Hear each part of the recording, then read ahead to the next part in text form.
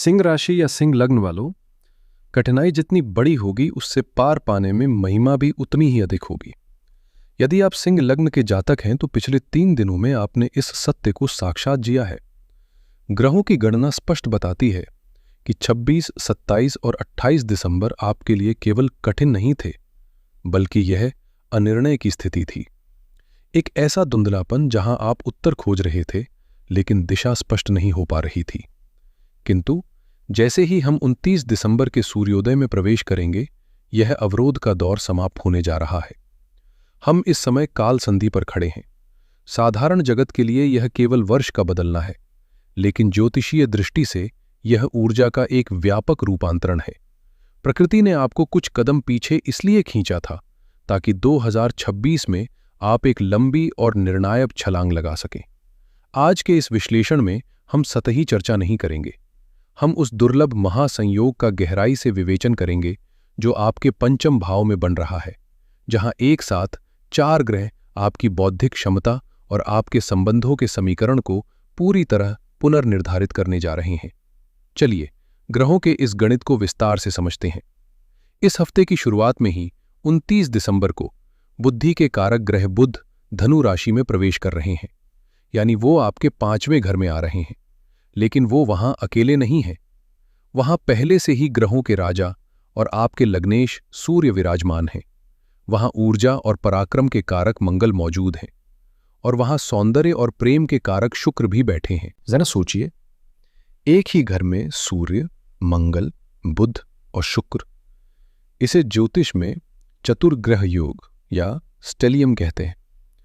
जब इतने सारे शक्तिशाली ग्रह एक साथ मिल जाए तो उस घर से जुड़े फल कई गुना बढ़ जाते हैं। इसका मतलब क्या है? इसका सीधा मतलब है कि पिछले हफ्ते आप जिस डिसीजन पेंडिंग मोड में थे, जहां आप फैसला नहीं ले पा रहे थे, 29 तारीख से आपका दिमाग बिजली की रफ्तार से दौड़ेगा। बुध और सूर्य का मिलन बुधादित्य योग भोग बना रहा है, जो आपको स्पष्टता देगा। मंगल आपको एक्शन लेने की हिम्मत देंगे, लेकिन यहां एक पेंच भी है। जब सूर्य और मंगल एक साथ होते हैं तो इंसान के अंदर अति आत्मविश्वास या आक्रामकता भी बढ़ जाता है। आप बहुत तेज फैसले लेंगे, जो कि अच्छी बात है, लेकिन अगर आपने बिना सोचे समझे जोश में आकर फैसला लिया तो नुकसान भी हो सकता है। इसके अलावा हमें बड़े ग्रहों को नहीं भूलना चाहिए। गुरु वक्री होकर आपके 11वें भाव में बैठे हैं। 11वां घर लाभ का है, और वहां से गुरु अपनी 7वीं दृष्टि आपके 5वें घर पर डाल रहे हैं। यह बहुत बड़ा आशीर्वाद है। यह दर्शाता है कि आपकी बुद्धि और आपके एक्शन का सीधा रिजल्ट पैसों या लाभ के रूप में मिलेगा। शनि आपके 8वें भाव में मीन राशि में है। 8वां घर रुकावटों का है। शनि कह रहे हैं बदलाव लाओ, लेकिन धीरे धीरे। राहु आपके 7वें भाव में है, जो पार्टनरशिप में थोड़ा भ्रम पैदा कर सकते हैं। और केतु आपके लग्न में है, जो आपको कभी कभी दुनिया से अलग थलग महसूस करवाते हैं। तो कुल मिलाकर ये हफ्ते ऊर्जा और बुद्धिमत्ता के संतुलन का हफ्ते हैं। चलिए अब इसे आपके जीवन के हर पहलू पर लागू करके देखते हैं। ज्योतिष में जहां बड़े ग्रह माहौल बनाते हैं, वहीं चंद्रमा ये तय करते हैं कि आज आपका मन कैसा रहेगा, क्योंकि चंद्रमा मन का कारक है।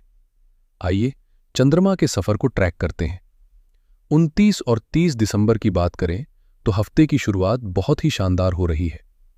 29 दिसंबर की सुबह 8 बजे चंद्रमा मेष राशि में प्रवेश करेंगे, जो आपका 9वां भाव है। याद कीजिए, 27 और 28 दिसंबर को चंद्रमा आपके 8वें घर में थे, जिसने आपको मानसिक तनाव और फैसला न ले पाने की स्थिति दी थी।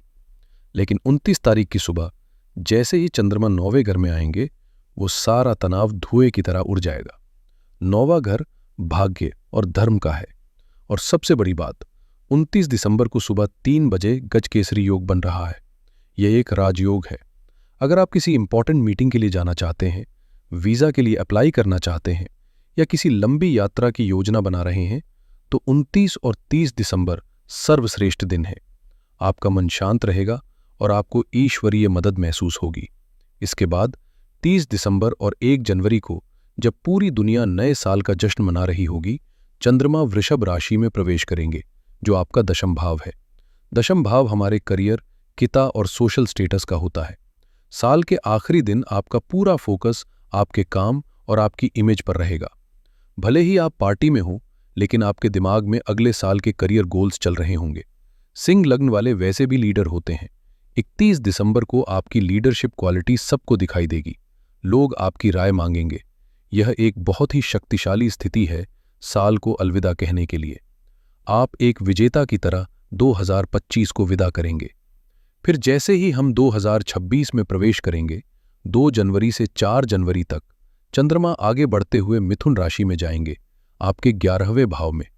वहां पहले से ही देवगुरु बृहस्पति बैठे हैं।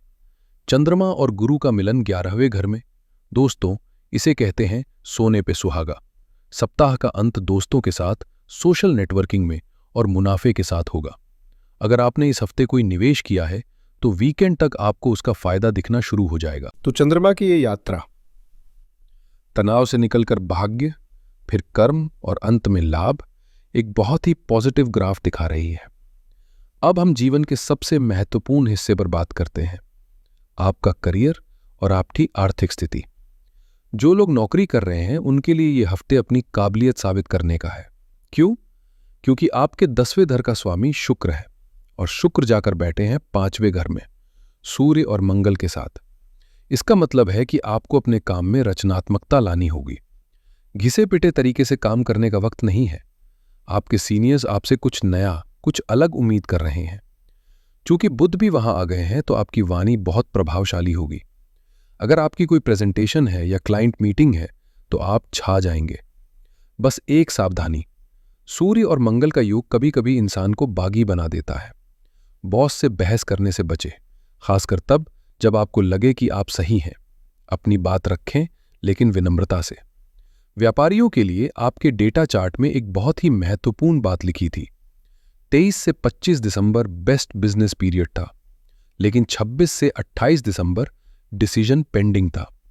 अब 29 तारीख से वो पेंडिंग डिसीजन लेने का समय है। अगर कोई डील अटकी थी, कोई कागज साइन होना बाकी था, तो 29 और 30 तारीख को उसे पूरा कर लें।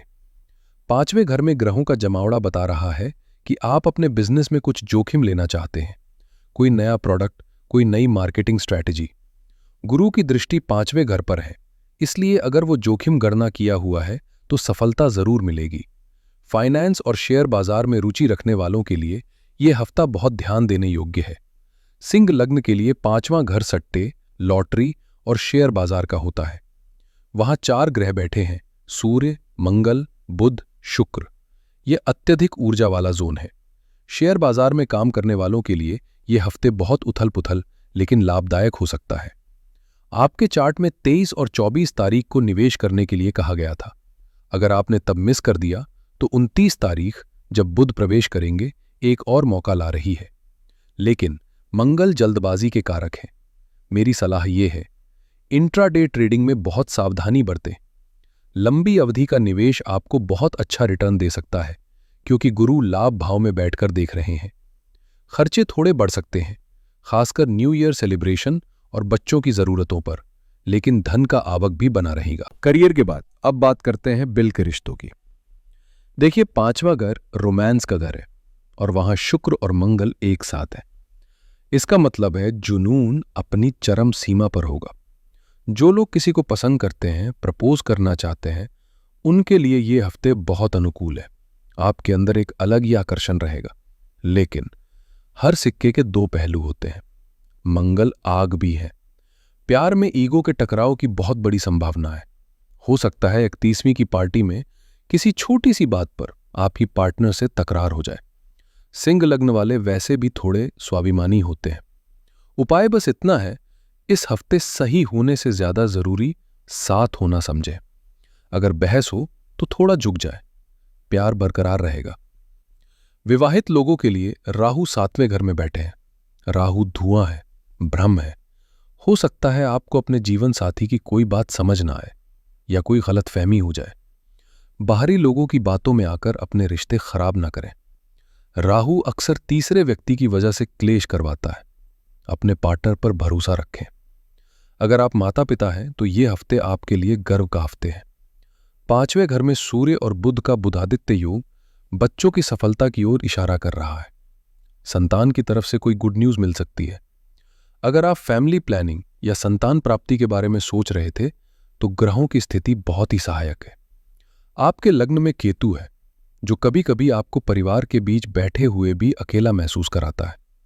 आपको लगेगा कि कोई आपको समझ नहीं रहा। यह सिर्फ ग्रहों का प्रभाव है, इसे अपने ऊपर हावी न होने दे। अब मैं अपने वीडियो के उस हिस्से पर आता हूं जो हमारे समाज की रीढ़ है, हमारी माताएं और बहनें यानी गृहिणियां। अक्सर राशिफल में हम बिजनेस और नौकरी की बातें तो खूब करते हैं, लेकिन घर संभालने वालों की बात भूल जाते हैं।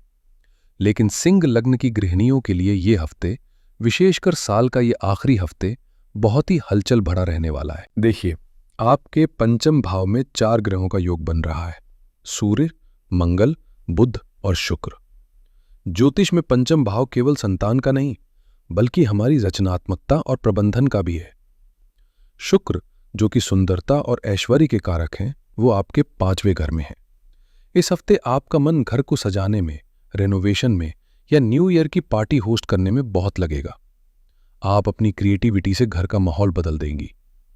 चूंकि 31 दिसंबर को चंद्रमा आपके 10वें घर में होंगे, तो आपके द्वारा की गई मेहनत और आपकी मेजबानी की तारीफ आपके मेहमान और रिश्तेदार करेंगे। आपका मान सम्मान परिवार में बढ़ेगा। यहां एक सावधानी भी है, सूर्य और मंगल भी इसी घर में बैठे हैं। इसका सीधा असर आपके स्वभाव पर पड़ेगा। काम का प्रेशर ज्यादा होने की वजह से आपको गुस्सा जल्दी आ सकता है। मार्स इन 5th हाउस का मतलब है रसोई में बहुत ज्यादा ऊर्जा। खाना बनाते समय या घर के काम निपटाते समय आप थोड़ी जल्दबाजी कर सकती हैं, जिससे चोट लगने या जलने का डर रह सकता है। इसलिए रिलैक्स रहें, जल्दबाजी ना करें। चूंकि बुध 29 तारीख को यहां आ रहे हैं, तो बच्चों की पढ़ाई या उनकी जरूरतों को लेकर आप बहुत बिजी रहेंगी। अगर बच्चे बड़े हैं तो उनके साथ बैठकर आप कोई महत्वपूर्ण पारिवारिक फैसला ले सकती हैं। 7वें घर में राहु है। हो सकता है काम की भागदौड़ में आपको लगे कि आपके पति आपको पर्याप्त समय नहीं दे रहे हैं या आपकी बात नहीं समझ रहे हैं। इस वजह से थोड़ी चिड़चिड़ाहट हो सकती है। लेकिन याद रखिए, ये राहु का भ्रम है। संवाद बनाए रखें, मन में बात दबाकर न रखें। एक अच्छी खबर यह है कि गुरु आपके लाभ स्थान में बैठकर 5वें घर को देख रहे हैं। इस हफ्ते आपको अपने जीवन साथी से कोई कीमती उपहार या गोल्ड मिल सकता है, या फिर आप घर के खर्चों में से कुछ अच्छी बचत कर पाएंगी जो आगे काम आएगी। आपके लिए टिप यह है कि काम के बीच में खुद के लिए समय जरूर निकालें। शुक्र वहां बैठे हैं तो थोड़ा सजे सवरें, इससे आपका मूड फ्रेश रहेगा। अब 2 बहुत जरूरी पिलर्स, शिक्षा और स्वास्थ्य। विद्यार्थियों के लिए मैं कहूंगा कि यह सुनहरा हफ्ते है। 5वां दर विद्या का है। वह बुध का आना, सूर्य के साथ मिलना, ये एक अद्भुत योग है। अगर आप किसी प्रतियोगी परीक्षा की तैयारी कर रहे हैं तो आपका फोकस लेजर की तरह शार्प होगा। जो चीजें आपको पहले समझ नहीं आ रही थी, इस हफ्ते वो आसानी से समझ आ जाएंगी। खासकर जो स्टूडेंट्स मैथ्स, साइंस या क्रिएटिव फील्ड में हैं, उनके लिए समय बहुत अच्छा है। 29 और 30 तारीख को जब चंद्रमा 9वें घर में होंगे, आप अपनी पढ़ाई को लेकर कोई बड़ा फैसला ले सकते हैं। स्वास्थ्य के मामले में थोड़ी सी चेतावनी जरूरी है। शनि 8वें घर में है। 8वां घर लंबी बीमारियों या चोट चपेट का होता है। शनि वहां बैठकर कह रहे हैं कि लापरवाही ना करें। अगर कोई पुरानी दवाई चल रही है तो उसे मिस ना करें। इसके अलावा 5वें घर में अग्नि तत्व वाले ग्रह सूर्य और मंगल बैठे हैं, और 5वां घर हमारे पेट का होता है। इस हफ्ते आपको एसिडिटी, हार्टबर्न या पेट में जलन की समस्या हो सकती है। चूंकि ये साल का आखिरी हफ्ते है, पार्टीज होंगी, बाहर का खाना होगा। मेरी सलाह है, मसालेदार खाने से बचें और पानी खूब पिए। अपनी दिनचर्या को बिगड़ने न दें। तो दोस्तों, अगर हम इस पूरे विश्लेषण को समेटें तो 29 दिसंबर से 4 जनवरी का ये हफ्ते आपके लिए एक्शन, पैशन और लाभ का हफ्ते है। सबसे अच्छी बात यह है कि 26 से 28 दिसंबर का कंफ्यूजन खत्म हो रहा है। 29 तारीख से आप फुल फॉर्म में होंगे। सावधानी बस इतनी रखनी है कि ओवर कॉन्फिडेंस में आकर गलत फैसले न लें और पेट का ध्यान रखें। शुभ दिन आपके लिए 29 और 30 दिसंबर है, जो भाग्य के लिए अच्छे हैं, और 31 दिसंबर करियर के लिए बेहतरीन है। इस हफ्ते की शुभता को बढ़ाने और दोषों को कम करने के लिए ये 3 सरल उपाय जरूर करें। पहला उपाय, सूर्य को अर्घ्य। चूंकि पांचवें घर में ग्रहों का मेला लगा है और सूर्य आपके स्वामी हैं, रोज सुबह स्नान करके तांबे के लोटे से सूर्य देव को जल चढ़ाएं। जल में रोली या लाल फूल डाल लें। इससे आपकी इच्छा शक्ति और पाचन दोनों अच्छी रहेगी। दूसरा उपाय, गणेश उपासना। 29 तारीख को बुध का गोचर हो रहा है, बुधवार, जो कि 31 दिसंबर है। उस दिन भगवान गणेश को दूर्वा अर्पित करें और ओम गंग गणपते नमः का 108 बार जाप करें। यह आपके निर्णयों को सही दिशा देगा और आने वाले साल को विघ्न रहित बनाएगा। तीसरा उपाय, कुत्तों की सेवा। लग्न में केतु और 8वें में शनि के प्रभाव को शांत करने के लिए किसी भी दिन, खासकर शनिवार को, आवारा कुत्तों को रोटी या बिस्किट खिलाएं। यह उपाय आपको आकस्मिक कष्टों से बचाएगा। तो सिंह लग्न वालों, ये था आपका आने वाले हफ्ते और नए साल की शुरुआत का लेखा जोखा। ग्रह अपने संकेत दे रहे हैं, लेकिन कर्म की कलम आपके हाथ में है। अपनी बुद्धिमानी और साहस से इस हफ्ते को यादगार बनाइए। अगर आपको यह वीडियो और हमारा विश्लेषण पसंद आया हो तो लाइक का बटन जरूर दबाएं। कमेंट में जय सूर्यदेव या हर हर महादेव लिखकर अपनी हाजिरी लगाएं। और हाँ, अगर अभी तक चैनल को सब्सक्राइब नहीं किया है तो अभी कर लें, क्योंकि 2026 के हर बड़े बदलाव की जानकारी हम सबसे पहले आप तक पहुंचाएंगे। आप सभी को नव वर्ष की ढेरों शुभकामनाएं। खुश रहें, स्वस्थ रहें। अगले वीडियो में फिर मुलाकात होगी। तब तक के लिए हर हर महादेव।